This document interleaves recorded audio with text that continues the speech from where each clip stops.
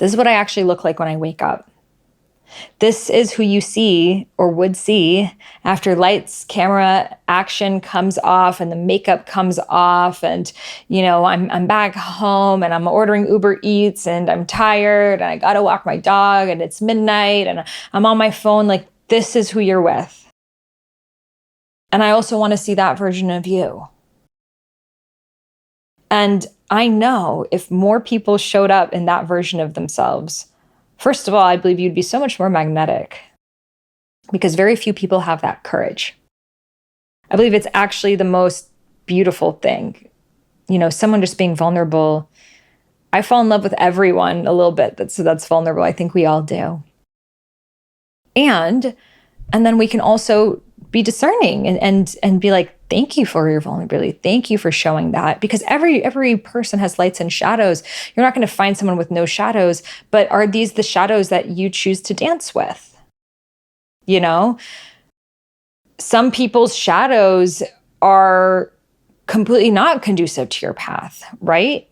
And some people's shadows, it's like, it's hard and it's triggering, but you know that it is part of your path for your highest growth. And that's what the energetically removing the makeup and, speaking to men, I mean, the masks men wear with still no makeup on, I would say, emotionally are actually much, much higher than the masks that women wear. Like, we do like the pretty cute thing, but I think as women, or I feel as women, we do show ourselves earlier on, is what I've collectively noticed. Whereas men, because of the way that, first of all, there are biological differences around, for centuries, men literally had to disconnect themselves from empathy to fight wars and hunt. And, imagine you're fighting a battle and your brother was killed next to you. You have to cut yourself off. So many, many thousands of years of this have brought down men's empathy, but brought up other survival skills and analytical skills and leadership skills. And we're just different, But on top of that, societal conditioning tells boys from the time that they're young, don't be emotional, don't cry, don't be a sissy, don't be a girl, you're gay, all of these things. So then men are on top of that, then conditioned out of it. So men are really trained to be a man is to wear a mask. So they're wearing a mask and they're being tough and they're, holding it all together and they're not sharing how they feel to the point that they don't even know what they feel. They've pushed it down for so long and it just goes into this bucket of, of shame. Like anything that they feel ashamed about adds and adds and adds to this bucket. And this bucket gets more and more putrid. And, the thing is, it finds its way out, but it could be through, pornography and kinks and cheating and violence and addictions and gambling and drug use and vaping and, the list goes on. So I find that with men, that tends to really be the shadow, hiding, suppressing, addictions to numb. And then all of a sudden, poof, it bursts and it comes out. And then it's where was all of this? Why didn't you tell me this? A deep hurt, a deep loneliness on both parts. The loneliness was actually felt for longer for the man, for him to be able to hold his true self for so long. But this deep loneliness of the woman of, how could you have hid all of this from me?